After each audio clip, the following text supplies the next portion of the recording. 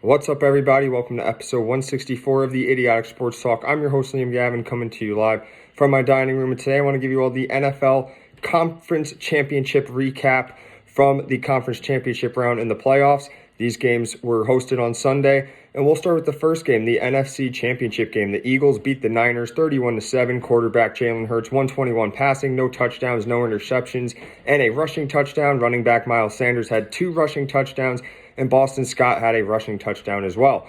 The rookie Brock Purdy for the Niners, 23 passing yards, no touchdowns, no interceptions.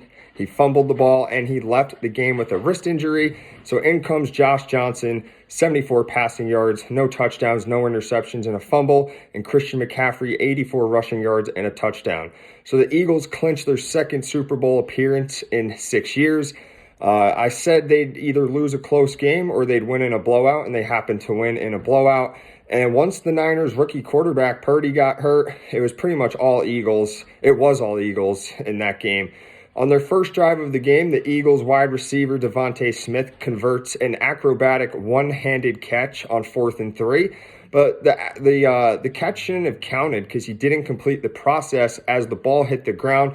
But the refs didn't see that, and the 49ers coaches didn't see it and challenge it. So this would lead to a touchdown by Miles Sanders. Eagles jump up 7-0. On the Niners' first possession, the quarterback Brock Purdy, he gets hit on his hand. He fumbles the ball. He hurt his wrist and was taken out of the game. But luckily for the Niners, the Eagles had to punt after they recovered the fumble. So now with Purdy out, in comes the 4th-string journeyman quarterback, Josh Johnson. He stepped in.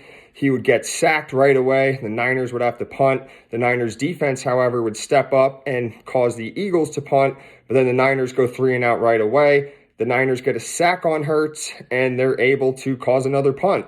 But the next Niners possession, the offense gets going for them.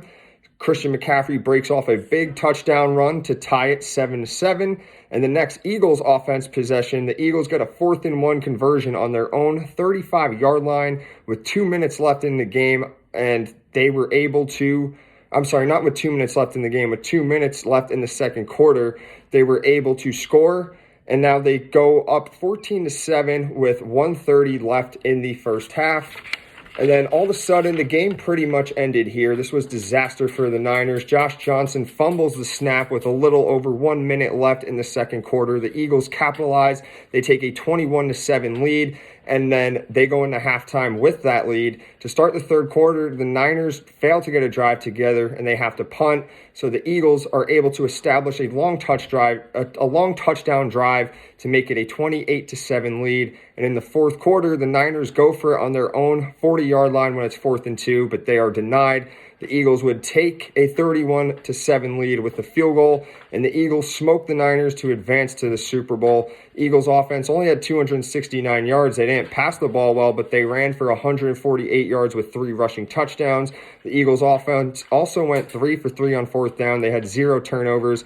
And I honestly hate the Eagles, as you guys know, as a Cowboys fan, but I have to give my credit where it's due on going to the Super Bowl. They proved why they are the best team in the NFC, and they have a chance to prove why they were the best team in the NFL this season. And as for the Niners, it was just a rough day for them, especially for the rookie quarterback Brock Purdy. Left the game with a wrist injury, and the game changed completely, although I doubt it really makes a difference if he stayed healthy or not.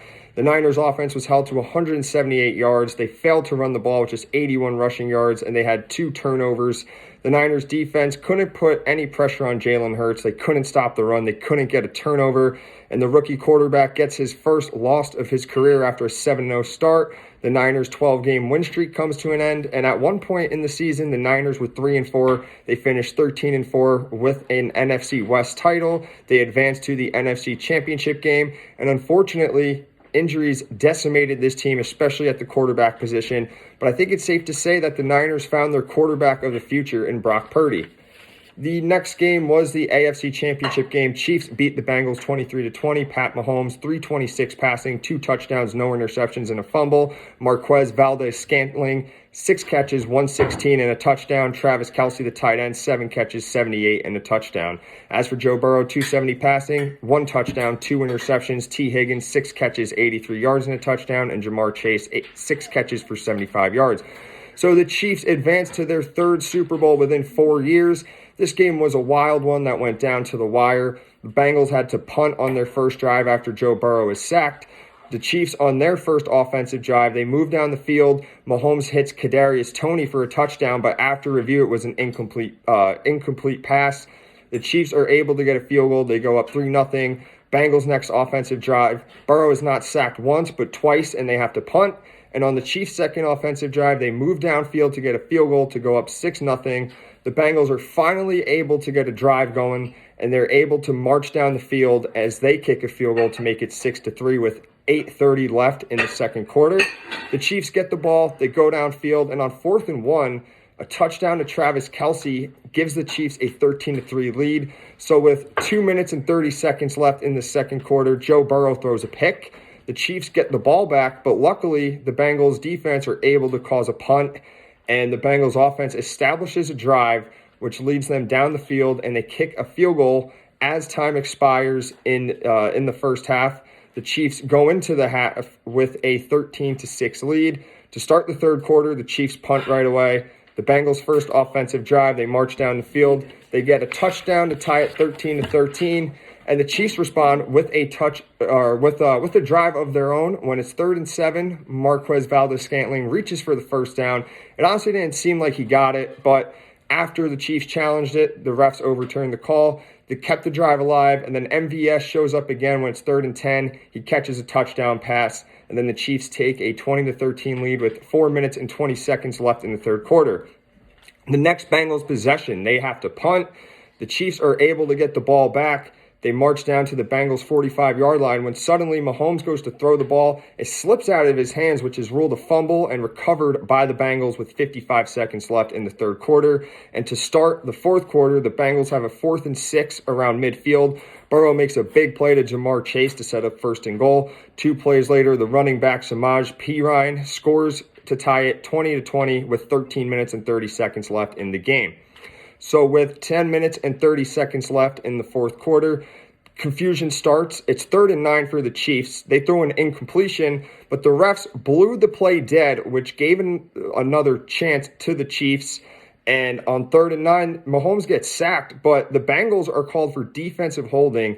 This gives the Chiefs a whole new set of downs. But luckily for the Bengals, the Chiefs have to punt. They don't get any points out of that bamboozling drive.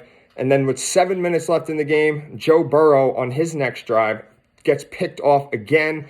The Chiefs put a drive together, but they had to punt with just a little over 2 minutes left in the game.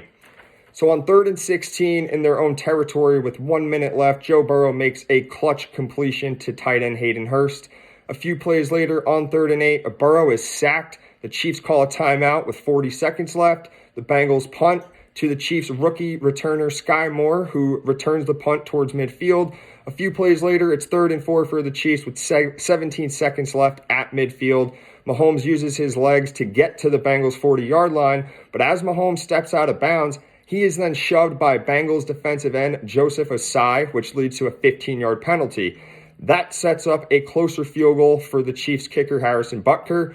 Butker nails the 45-yard field goal as the Chiefs lead 23-20 with just 3 seconds left in the game. The Bengals try some trickery at the end, but it does not work. And now the Chiefs are going back to the Super Bowl, and Mahomes gets his first win of his career versus a Joe Burrow-led Bengals team. The Chiefs offense had 368 total yards. They only had 42 rushing yards, but they still were able to move the ball through the air and get the win. The Chiefs defense really had a big day. They had 5 sacks and 2 interceptions on Joe Burrow. And the Chiefs just know how to win. Mahomes is he is the best quarterback in the league right now. I don't care what anyone says. He's clearly taken that top dog status as the best quarterback in the NFL. And as for the Bengals, though, they almost made it to back-to-back Super Bowls, but they came up just a little bit short.